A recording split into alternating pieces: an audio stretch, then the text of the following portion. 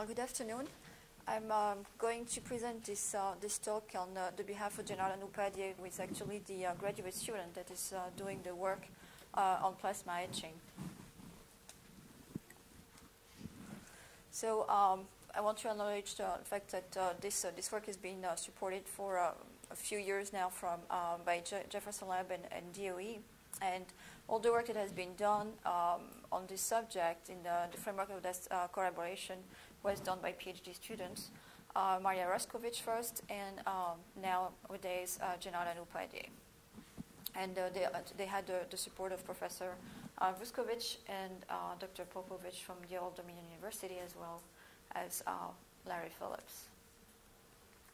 So briefly, after the motivation for plasma etching, we'll move on to the work plan, as well as the results that have been obtained on flat samples, and the ongoing experiment that is just starting on single-cell cavities, and then some concluding remarks. So what is the motivation to go to plasma etching? For the processing of the SRF cavities, the most common method that has been used so far has been wet acid etching, whether by BCP or electropolishing. And it's if you look into the industry, like for example in the microelectronic industry, wet etching has been almost completely abandoned as a fabrication process because of the isotropic material removal with the wet acid etching. On the other hand, the semiconductor industry has embraced the plasma-assisted etch process or dry etching that is highly selective in response to the direction, and also that is indispensable for patterning removal of the surface, or also to have conformal or removing material from non-flat surfaces. So here you have two micrographs, one on top, which is the BCP process, a wet acid etching, and at the bottom, a Niobium sample that has been treated with a dry process. You can see that you, compared to BCP at least, you do not have sharp edges like with the dry process. The advantage is that this method is supposed to be low cost. You don't have to deal with wet chemistry. That means that you don't have to deal with HF, which is a big plus. So it's an environmentally and people-friendly process. The biggest advantage, I think, for this method is you can have the full control on the final surface. When you're dealing with wet acid etching, you cannot control the oxidation. As soon as you stop your process, you start oxidizing your surface. Here, the process is done under vacuum. You can do it under UHV, so you can keep your surface oxide-free if you choose to, or you can intentionally create an array of different surfaces, like for example, just a pure and dense niobium pentoxide or another cap layer. You could imagine to do an overlayer of superconducting niobium nitride, or eventually move on to multi-layer SIS cavity superconducting insulator structures. Oops, wrong one. There we go. So the team has adopted a three-phase approach. The first phase was to work with flat samples in order to look at the etching rate, surface roughness, the residues on the surface, and to demonstrate that this process can be environmental and people-friendly, as well a cost-reducing process.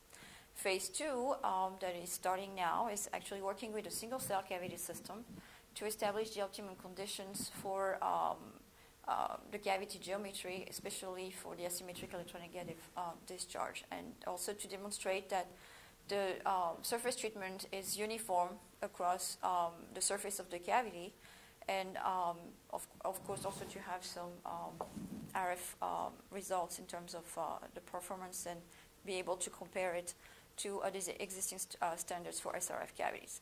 Now, of course, phase 3 will be exciting if we have a successful process, because then that means we're moving to demonstrate the final performance of the process on multi-cell cavities. Okay, so briefly, which is the mechanism of plasma etching. You have here the reaction that is used. The gas that is used for this process is chloride in an atmosphere of argon, and basically the residues of the product that's being created is niobium pentachloride. You don't need to have another oxidizing agent added to the system, to the process.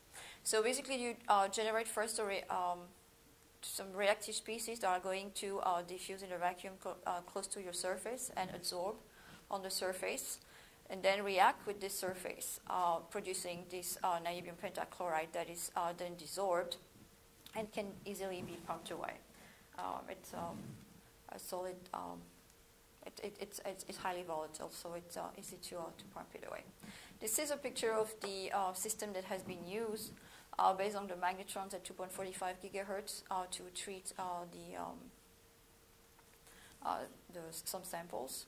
So you have the pumping system, the reaction chamber that is a quartz tube, like the magnetron around it, as well. You had also some windows to allow to do some diagnostics with a spectrometer and CD camera, and of course you do have all the system for the gas flow control. Okay, so if we move on to the results that have been achieved on samples, one of the main focus was to determine what was the etching rate dependence on the discharge parameters. Here on the top left, you have the etching rate in nanometers per minute, as well as the top the magenta curve is the RMS in nanometer as a function of the power density.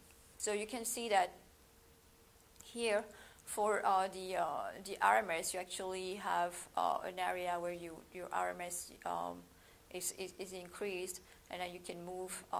You reach a region where it seems to be minimized, and your etching rate is actually shown that you can achieve an etching rate about a micron per minute or more when you go to a power density that's around 2.5 or 3.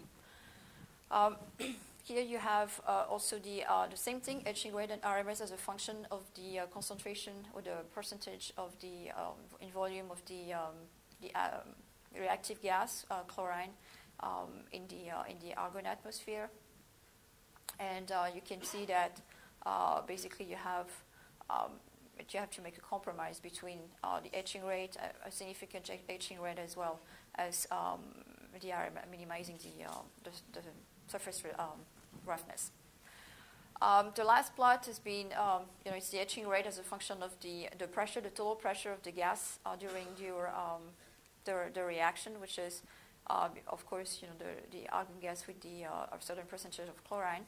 And again, you can see that here towards the higher pressures, you actually get an etching rate that is significant, especially if you compare it to electropolishing. You can achieve etching rate of 1.5 microns per minute, where for electropolishing, if I'm not mistaken, it's about a third of that. Okay. Now, we managed to remove the material at a reasonable rate. So, what's the result on the surface? Here you have some AFM scans that are 50 microns by 50 microns. With an as-received sample, so no treatment to it. On the right, you have a sample comparable that has been BCP'd with BCP 112 at 20 microns. See that sometimes you actually increase the roughness of your sample. If you move down and you apply plasma etching to this rougher surface that has been treated with BCP, you slightly, reduce the surface roughness a little bit. It's not too significant, but you're still smoothing it up, and you're losing. It seems that you are actually losing the big features on the surface. Now, on the bottom left, again, it's a AFM scan, 50 microns. That this is not millimeters. There would be no sample left. It's just three-step plasma etching process, which is basically the first. I'll talk about it a little in the next slide. But the material removal was 120 microns. And after 120 microns removal, you actually achieve a surface roughness that was reasonable. If you do the same thing with BCP, you would end up with a much rougher surface. So